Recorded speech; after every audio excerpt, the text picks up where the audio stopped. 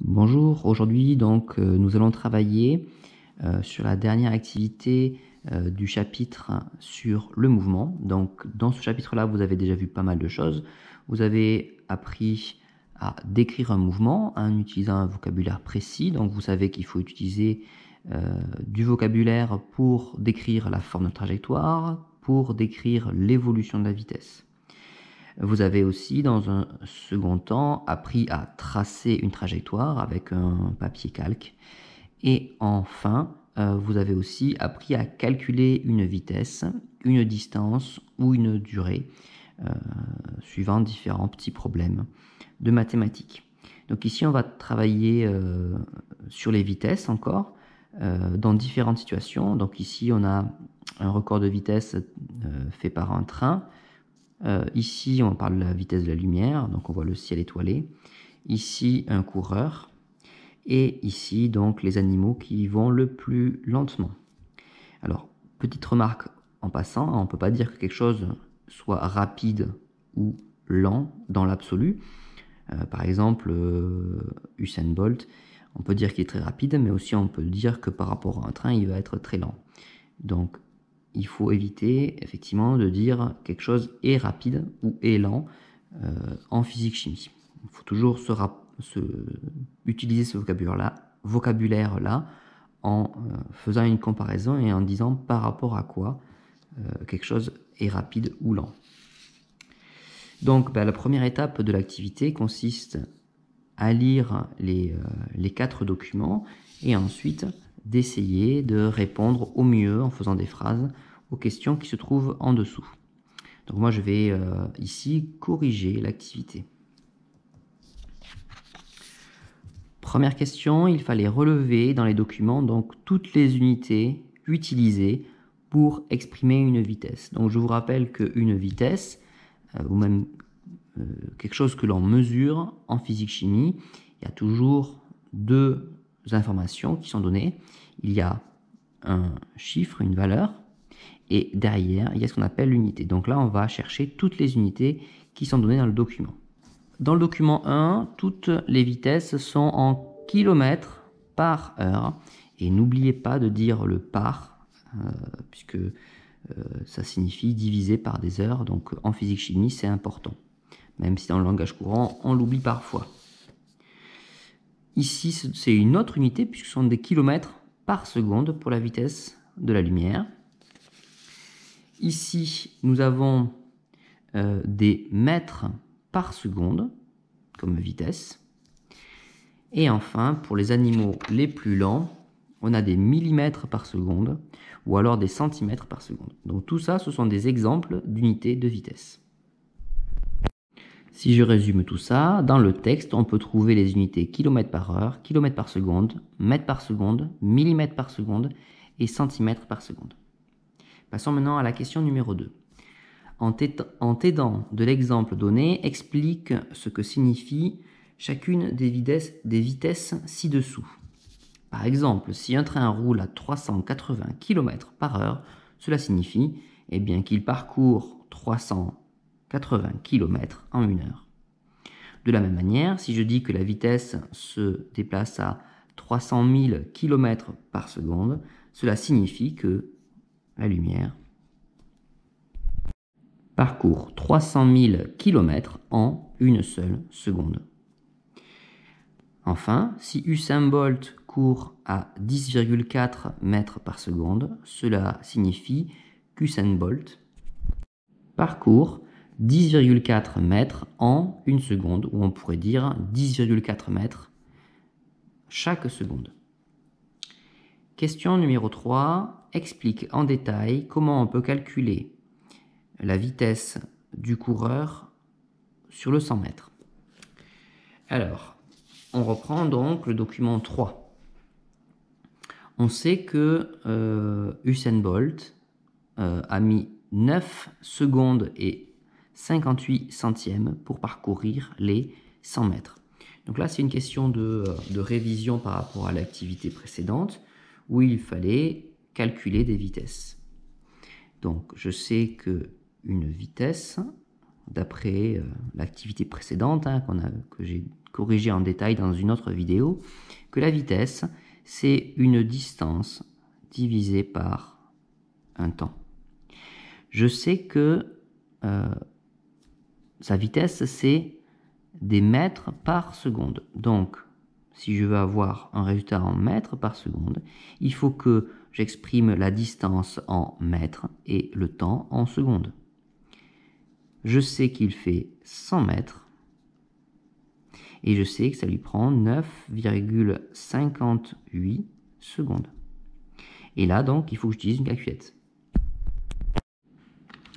Je tape donc 100 divisé par 9,58 et je retrouve les 10,4 mètres par seconde.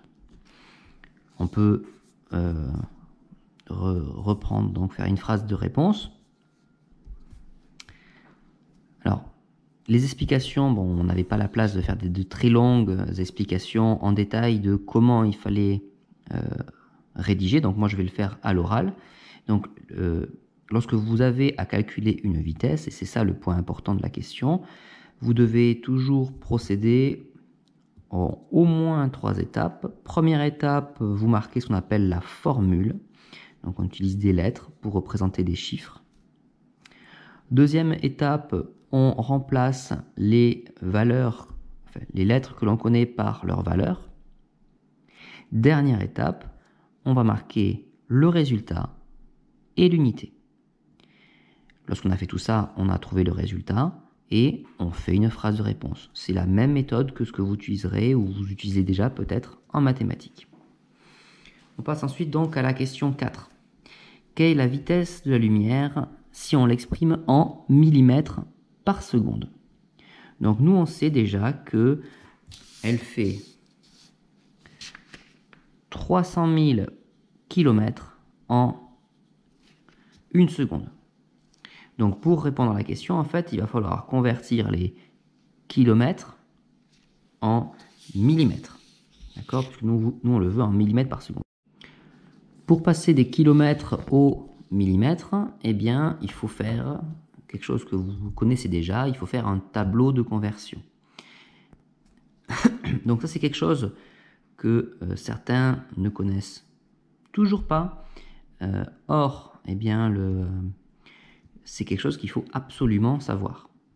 Absolument savoir parce que vous en allez avoir besoin durant toute votre scolarité en mathématiques, en physique-chimie, mais dans aussi d'autres matières, en SVT, en histoire, etc. D'accord? Donc, il faut vraiment le travailler, éventuellement le réciter tous les jours pendant une semaine pour, à la fin, vraiment connaître ce tableau de conversion que vous avez déjà travaillé et que vous retravaillerez aussi tous les ans. Donc, moi, je veux convertir le chiffre 300 000 km. Donc, je vais prendre des petits repères parce que c'est quand même un gros chiffre, ça. Et donc, je vais mettre kilomètres dans cette colonne-là pour exprimer 300 000 km. Plus petit que le kilomètre, on a 100 mètres.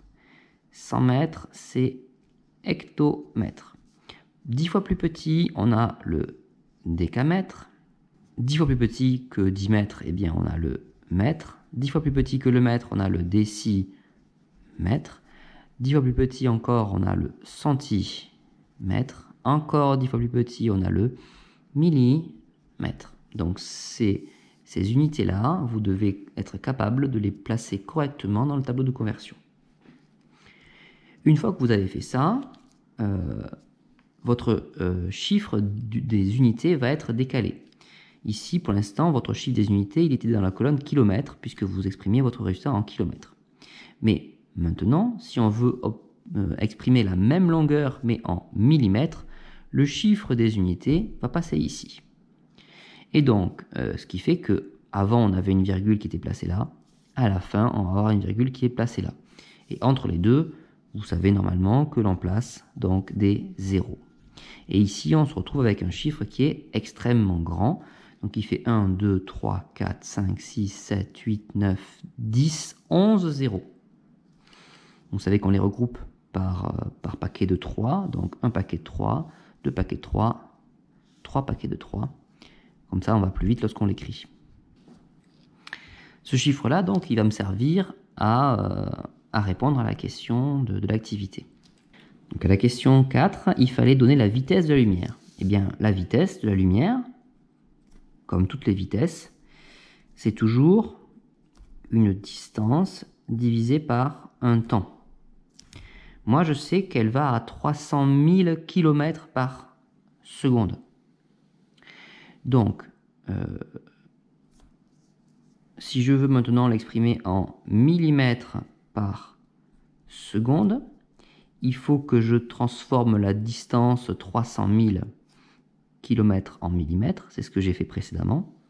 Donc ici, je vais marquer la conversion. Donc on avait dit 2 zéros, puis ensuite 3 séries de 3. Et alors, combien de temps est-ce que la lumière, combien de temps ça prend à la lumière à faire cette distance-là? Eh bien, ça lui prend 1 seconde. Donc je divise par 1 seconde. Et je trouve la vitesse suivante, qui est de 300 milliards de millimètres chaque seconde. On me pose la question suivante, en déduire pourquoi toutes les vitesses ne sont pas données dans la même unité. Eh bien, on se rend compte que là, si on utilise cette unité-là, ça fait un chiffre qui est pas du tout pratique à écrire. Donc, en fait, on va, dans la mesure du possible, utiliser des unités qui permettent d'écrire les vitesses avec des chiffres qui sont relativement petits, typiquement inférieurs à 100. Donc c'est pour ça, par exemple, que lorsque